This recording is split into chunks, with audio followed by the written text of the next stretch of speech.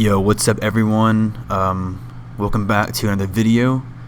This video I'm going to be talking about my Phat rack because I've recently been getting a lot of questions about it, and I want to do a quick little breakdown of the rack and kind of how I thought of making the rack and my thought process and all that fun stuff.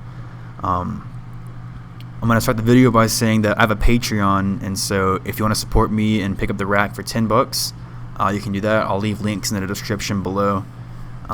It's $10 a month, and you get access to all the previous month's content as well, and so I think it's a pretty good deal. Anyways, into the rack.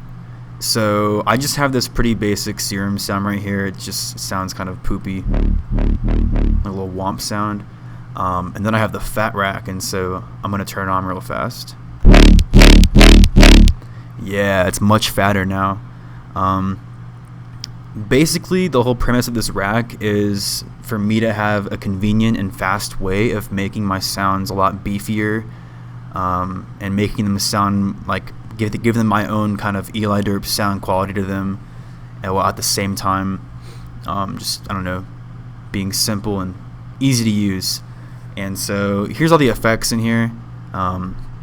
I'm not going to go into all the mapping because there's like a lot of stuff to kind of go about, but I'll kind of explain my thought process throughout the entire rack.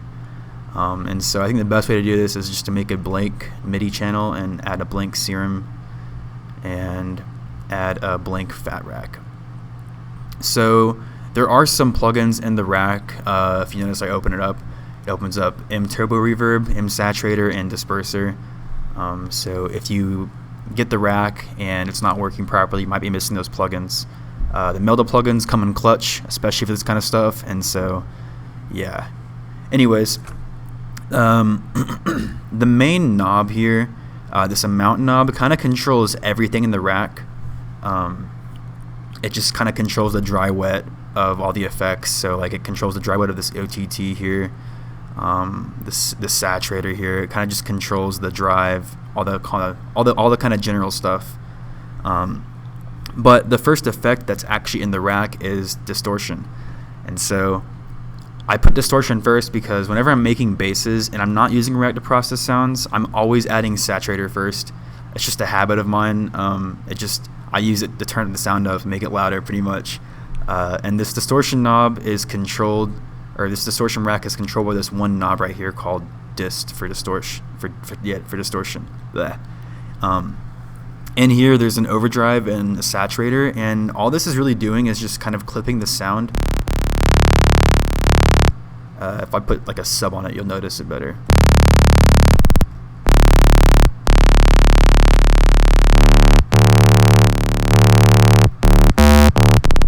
On noisier sounds, it's easier to tell what this is doing, or more harmonically rich sounds. So I guess if I go ahead and do some FM real quick, you'll see what I mean.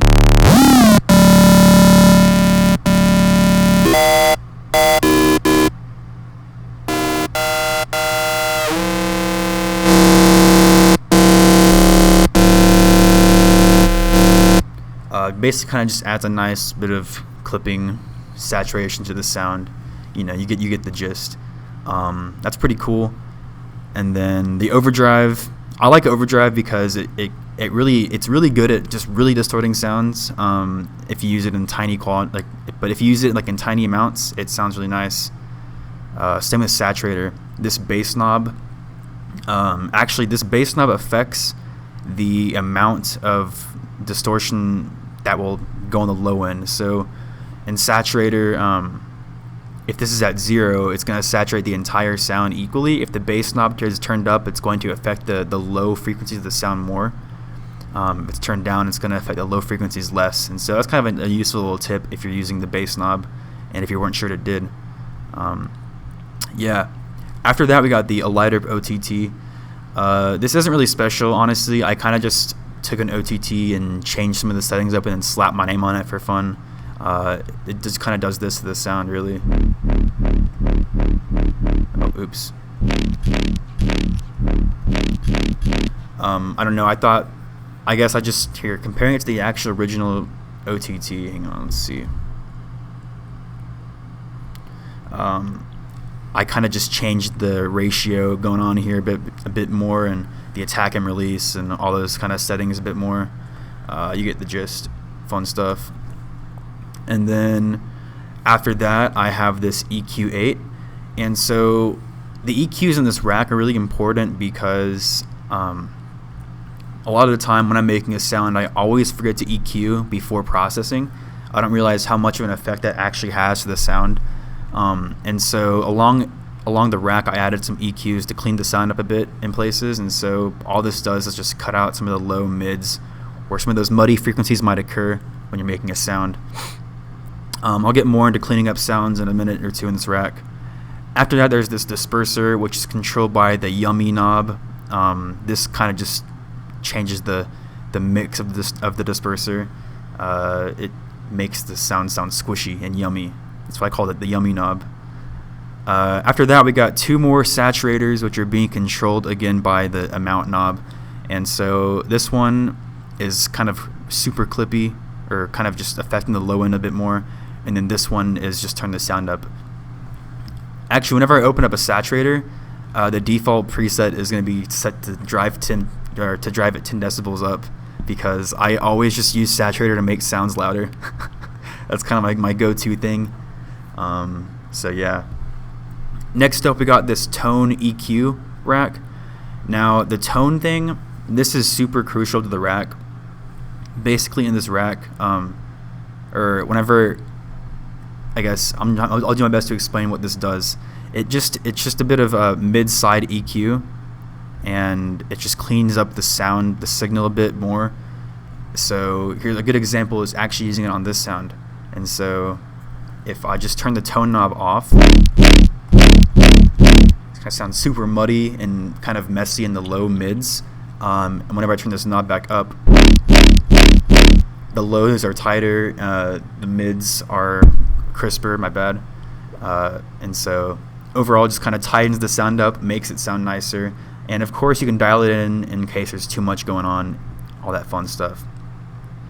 Then we got two more OTTs side by side. So there's 3 OTTs total in this rack, which is kind of a general amount for making a Phat rack. I'd say have at least 3 OTTs or compressing thingies.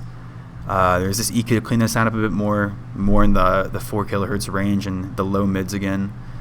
Then there's this high cut, which is an auto filter that just high cuts the signal in case you want to high cut it.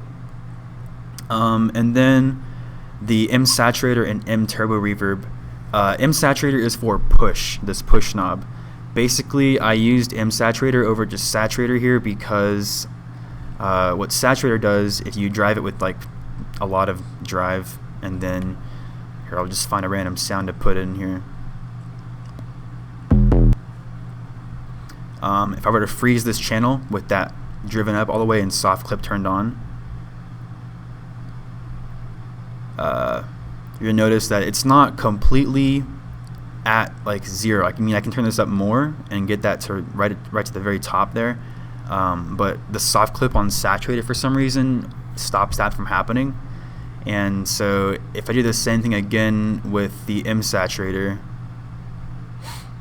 and and a lot more drive, like the same amount of drive at 14 decibels, and I flatten this sound, it actually clips it to as loud as it can possibly be, which is nice. I know that little difference in reduction or clipping might not look like a lot, but for me that makes a big difference because I like what my sounds are super loud as possible and they're super clippy and crazy, you know, the fun stuff. And then last but not least, we have the M turbo reverb. This is one of my favorite reverbs because of this feature right here, the late room designer. You can make your own algorithms, and so when I'm making a sound, sometimes I'll open up M turbo reverb. Let's play this sound. Let's play with the sound again. I'll open up M turbo reverb and just go ahead into the late room thing and click randomize algorithm.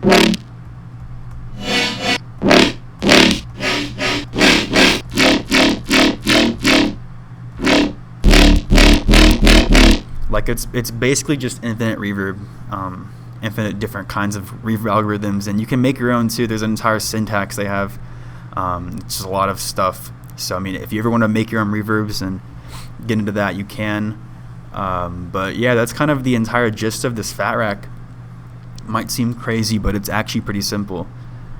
And that's honestly my thought process behind making racks, is essentially what I did here, except I'm just adding different effects. And so over here I have this collections, and it's red, and these are all my favorite racks.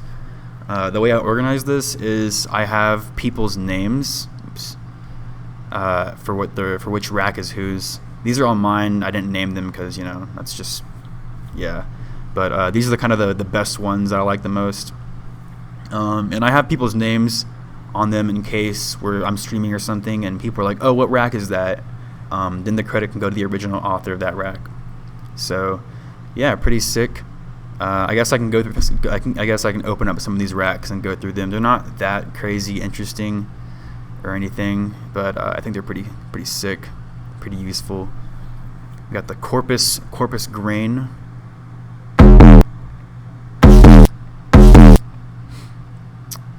You know, I'm not really sure what this one does. It's been a minute or two.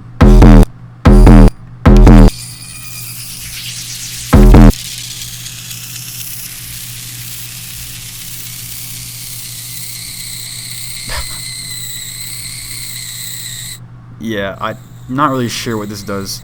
Pretty cool. We got the Reese Distort, which is just a bunch of crazy distortion.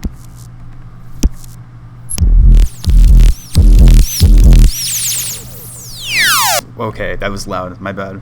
The Sci-Fi rack, which is like more fun stuff, more weird effects, combinations.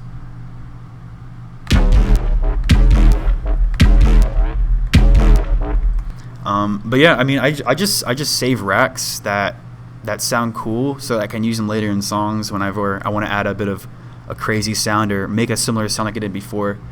I do the same thing with the same thing with my instrument racks too. I save like all the cool sounds that I think are super cool and that I make, and so I can kind of go back to them. These aren't very organized because I'm not really good at naming things, but you know, that's about it for this video. I think I did a pretty good job explaining the rack and how it works, and kind of giving my own just insight on making racks and the usefulness of them. So yeah, again, if you want to check out my Patreon, I'll put the link in the description below. You can pick this rack up there for $10, as well as everything else. But yeah, hope you guys have a great day, evening, afternoon, night, whatever, and I'll see you guys in the next video. Peace.